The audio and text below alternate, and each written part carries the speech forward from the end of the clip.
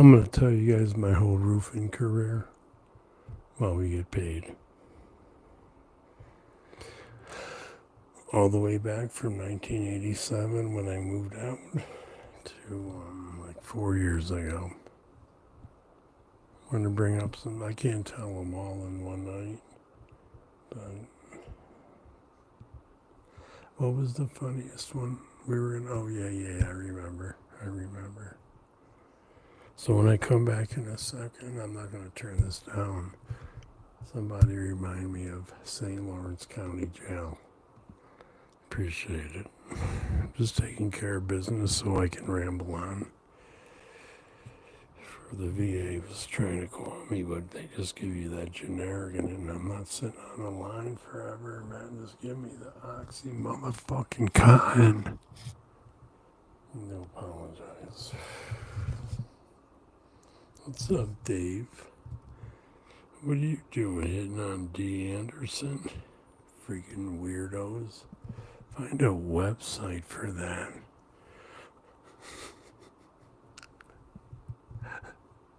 I'm just kidding, bro. You know, everybody follow the burp queen. Your people are just sheep, man. You don't even know what's going on in the world. You know what I mean? That chick hit me cold is the loudest female burper in the world. Going on a tour like you've never seen. Don't follow her after she's got 3 million. Be in the under 5,000 club. You little punk ass pussy bitches.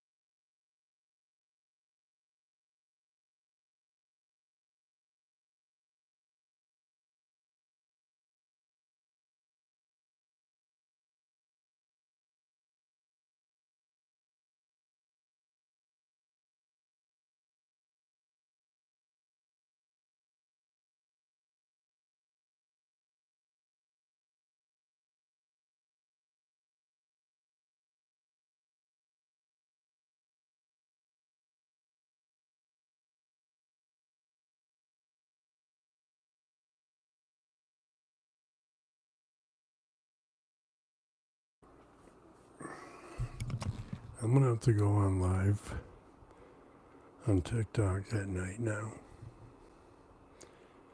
keep laying in bed and watching old Pawn Stars and American Pickers. I could just be making money. Just got to put a pillow behind my back and stream. But today we're going to tell a roofing story. My whole career as a roofer. I'm going to hold the microphone in my bad arm because it's weird. I hold it in my good arm and my bad arm hurts. Crazy what the nerves do to you. Where's that tough guy that wanted to fight me? Oh wait, that was on live stream. That was funny. We're just putting in our minutes here. But those dudes were crazy, weren't they? Burp Queen? Are they calling somebody? Yeah, Shoenice. TikTok. Yeah, okay, you got the address. What the heck is he talking about? Dude, act like you can find me on a to-go phone from Target in a cheesy-ass hotel in Vegas. Oh, you're in Vegas? All right, I got you. No, you don't. What do you mean?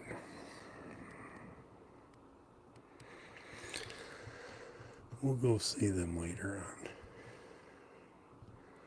It just shows the money's better on TikTok. Weekly checks when you're just live there at night. I looked at my analytics. Just got to get that hotel rate going. I'm never going back to being homeless in circus casinos. Nope. I'll sell my body on the street.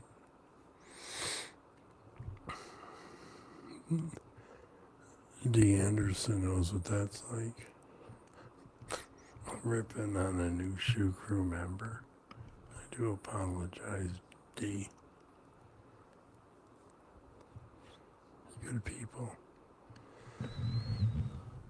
Alright, here we go. Hold on a second. Because it'll build up as I'm telling the story because of my beautiful angelical voice.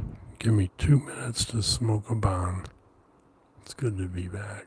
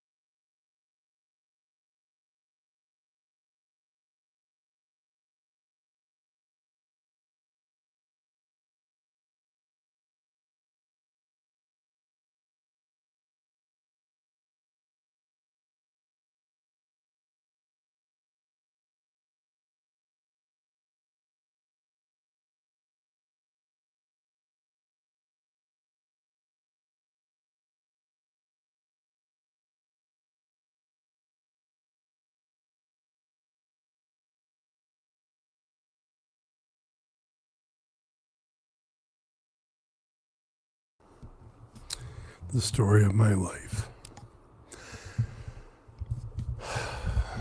So my father always wanted us to succeed in education.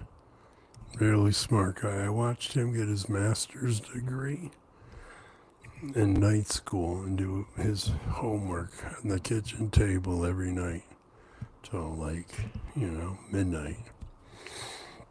But I didn't give a rat's ass. I was a comedian. I was that legend.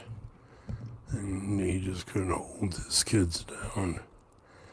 So me and my two brothers, we were both gone by the age of 17. Our stepmother was evil. She had a big, huge, hairy vagina. We used to peek underneath her dresses to look at it. We were just kids. She wasn't our real mother. So yeah, man, the neighbors used to come up on the roof and watch my father bang my stepmother. You know what I mean? I was selling tickets at the apple tree. I told my dad that. He's a millionaire prick. So at 17, he sent me to rehab with this school. I did 7 weeks of rehab as a junior in high school because they were connected, and my father worked at the biggest electric company in upstate New York, so his insurance paid for the rehab. I went there with a bag of clothes. I'm like, what's going on here? Is your mom an alcoholic? She's an Irish drunk. Do you like to catch a buzz every day? I'm buzzed right now. Well, we're going to put you into a rehab here at the facility, and two hot chicks walked by. I was like 17. They looked 17-ish. I was like, yeah, you're right. I do need a break. Well, they're going to bring your schoolwork over to you. And, so you're not going to miss any of the curriculum. And I was like, cool. So you sleep in a bed with five dudes. You sleep in a bedroom with 5 dudes. And we would just lay down at night and I'd be like, yeah, I smoked a joint. The reason I went to rehab is because I cut the strings on a piano before a recital in front of a lot of people that came from across the world. I was going in, it was 5,000, I think, every year. My father let me go to the private school, but I just found better alcohol. So yeah, when she went to go play the piano, it was like, donk. And, they were like, a couple nerds ratted me out. So yeah, I was just like, rehab. 49 days I learned about acid, Grateful Dead, just way before Molly and DMT. We just did liquid drops of acid. Not me, they did in my bed. Bedroom. So yeah, we just, on the day you graduate from this conifer park, if you want to go, Google it. Google Shoenice while you're there too. You'll never get to the end of it. I can't believe the drama I brought since the internet started. So you have to walk around a circle. And you have to tell everybody how, because everybody's moving in and out. You know what I mean? All these chicks we hooked up with. It's almost like the counselors allowed it. And I had to do my circle. I was leaving in the morning. My father had a trip already planned to Aruba for me being sober. So I'm walking around the circle. You got a bunch of people that are sitting there from one day till graduation tomorrow. It's 7 weeks, so it's a constant cycle of people in that circle. I don't know. I think it was maybe 6 bedrooms on either side. with like 5 dudes in every room and 5, maybe 6, nah, like 25 people. Yeah, you were rich. There was a reason why you were there. And I went to, we'll get to that. So I have to do my circle. You guys have helped me out so much. And then the phone rings in the office. And Liz, she had these big, huge, bug-ass eyes. She's like, keep going with your circle. Well, she goes to answer the phone. So I change it all up. There's no counselor in the circle. What's up? I can't wait to see you guys at my cake party. 2 hits of acid going on my tongue. I'm going on tour with the Grateful Dead. And as I'm coming around the circle for the second time, there's Liz, the counselor. But she wanted me. She just screams, everybody to bed. Now. Next morning, I'm leaving. I'm going home. Liz wrote a note in the book. This is before the internet. It's like 87. So Ron, the morning guy, comes out and says, come on, I'm going to go down and talk to your parents about last night. And I'm like, I was just kidding. I'm not going to do acid. Hell yeah.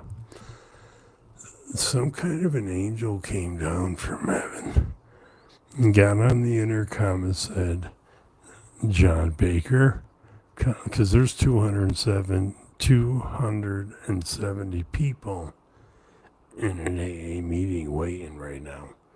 And that person couldn't make it. Oh, this was a complex like you can't believe. I just told you. Google Conifer, Conifer Park in Clifton Park, New York. Our food, breakfast, lunch, dinner, it was like being on a cruise ship. The Love Boat. So yeah, we were just like walking down the hall. He was going to tell my parents I joked around about my circle. My father didn't pay for it. His insurance did. It's just like my father was huge in the electrical grid. So like the insurance would pay when your kid was all drugged out.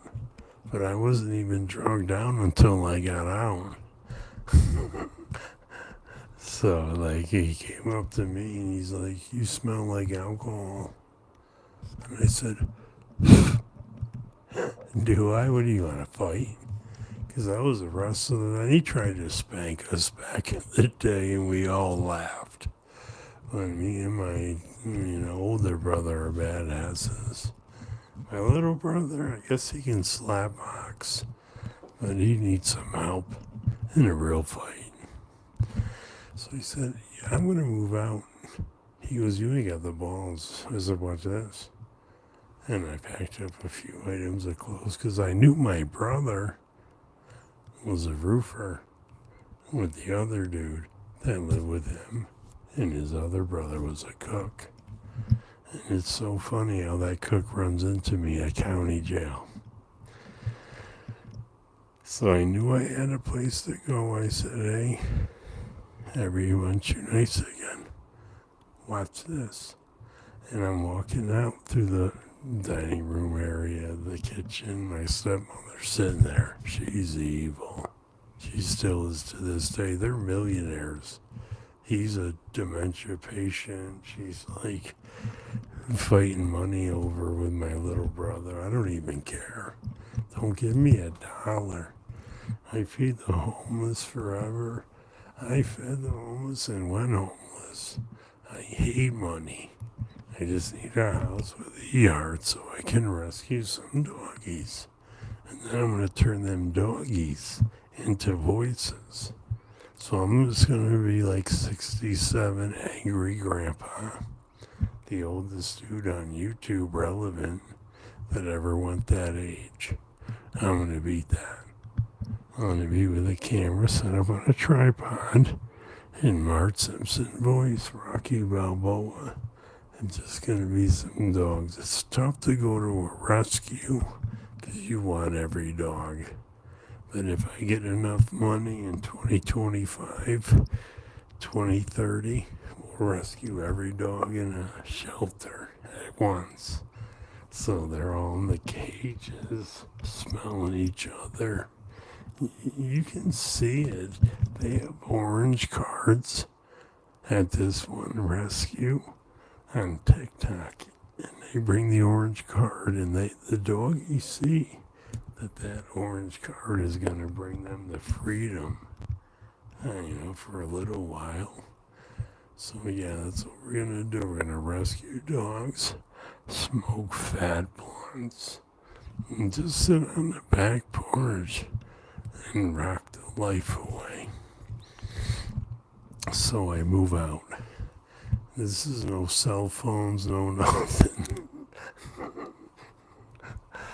My stepmother was like, "You're just going to let him leave?" My father thought that. Oh boy, here we go.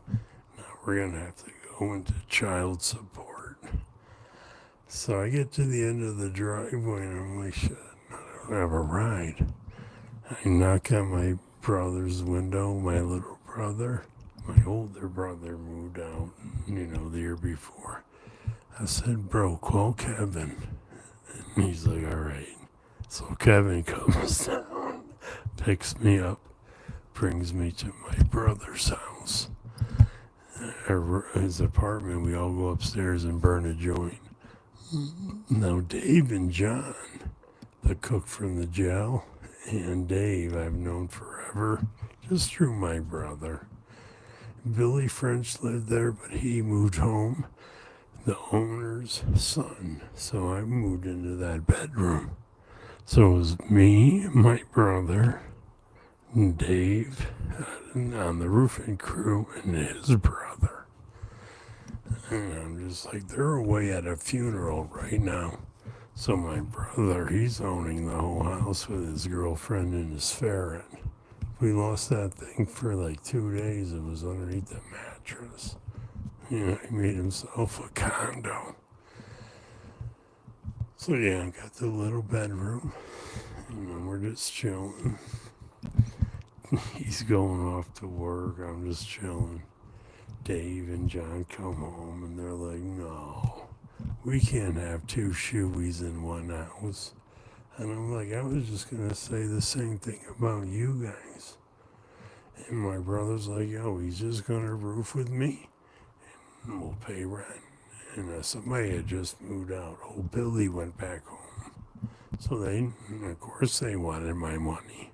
So when I went to roofing for the first day, I cleaned up the ground so quick. And my buddy that I used to dishwash with at a huge Italian restaurant on Pauling Ave. I don't know what it was called, but waitresses were hitting on me. Story of my life. But it was the greatest job ever. I accidentally drank the soap washing liquid when I thought they were giving me, Gatorade. Who cares about that story? So yeah, man, this dude, Sean, he's coming up into our apartment. We're just burning joints. We were like the outsiders. We were good fellas. We were roofers, man. And we all knew each other from high school, little brother, whatever. But yeah, man, we just all got along. I got out of rehab. I went to Grateful Dead for the first time, Shakedown Street. A bagel with feces fingerprints. He didn't care. He were on 4 hits of acid. My first hit of acid was with some kind of a party, but the second one really counted. Me and my little brother, we watched, Pink Floyd The Wall. It was amazing. The party was going on behind us, and we were just like, these guys are tripped. This is in the rich school. Put me in rehab for beer and marijuana, and I learned about everything else in life.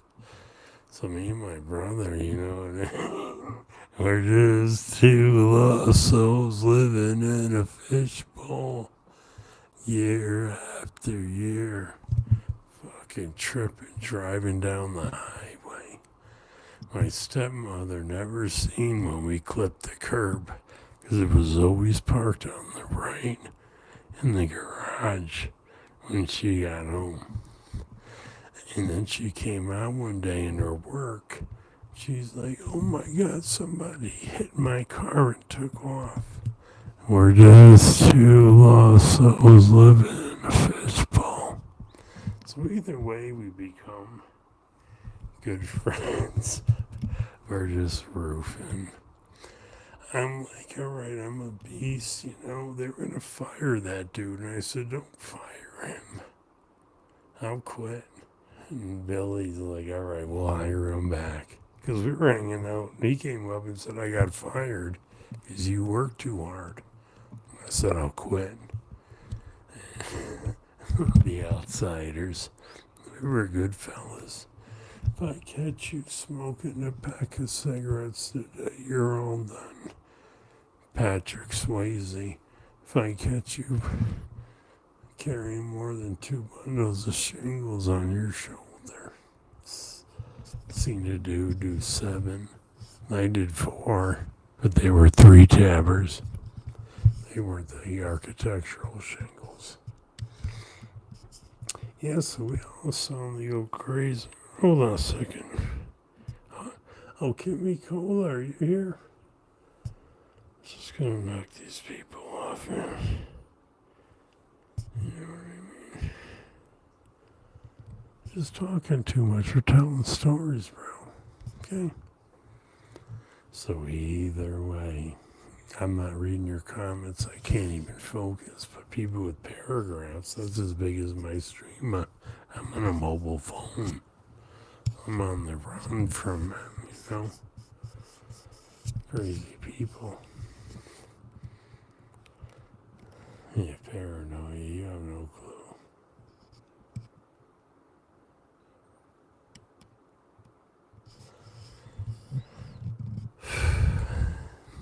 So I try to go back to high school. My mother was living in the hood. Yeah, crazy hood. And it was cool because we all got along, man. I'm just human, everybody else is. But I quit and I went to the Army. I did 8 weeks of basic training, 8 weeks of AIT to be a plumber. I got out of the Army and I had nowhere to go, so my mom let me live with her and her 2 roommates. You know what I mean? And eventually she moved out, and my little brother, he moved out, and it was me, my little brother, and me, my little brother, my mom, and one more roommate. I hit that shit solid. She moved out the next day. Claimed I got her pregnant. She was like 10 years older than me. So I was like, screw it, I'm just going to go back to high school. Went back to high school for a year, was a class clown. Long story short, the 3rd try didn't even count. But I got a GED in the Army, so I was lit. So I went back to roofing. I was like, screw it, you know what I mean? Did some years of residential. They were all buddies of mine, we fought, there was problems, but we were just roofers. We were good fellas, you know what I mean? We take care of you. I moved up into the industry and, I started doing, commercial roofing. I even started my own business. Let's back up a little bit.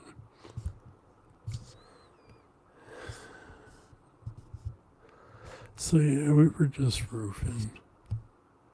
And I moved on, did truck. I used to deliver auto parts for Napa, middle of the night. Hit a St. Bernard. Terrible. I grew up with a St. Bernard. I think he almost got hit by a truck. So, I mean, one day I hit a cat. The cat came like right up into my windshield. I'm like, damn. I said, hey, I'm just, the cat's laying on the road. I pulled the carcass over so there could be a proper burial. I walked up the driveway. There was just one house there. And I knocked on the door. This old lady answered. I'm like, ma'am, do you have a cat? Let me turn down this TV.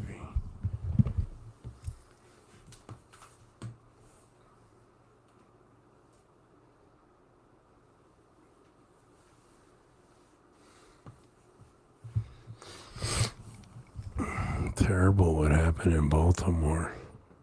Thank God it didn't happen in rush hour.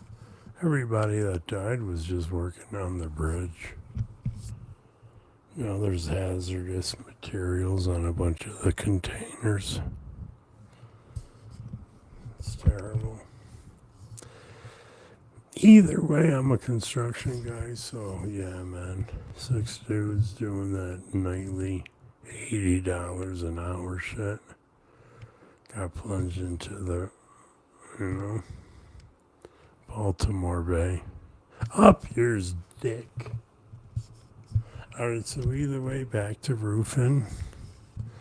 Where were we at? Does anybody remember where we were at in roofing?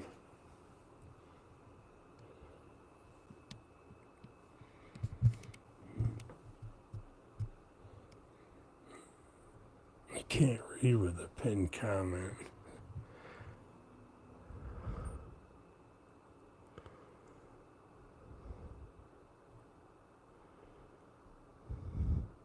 Doesn't matter where they're from, dude. That's maritime. And they're like the Navy SEALs.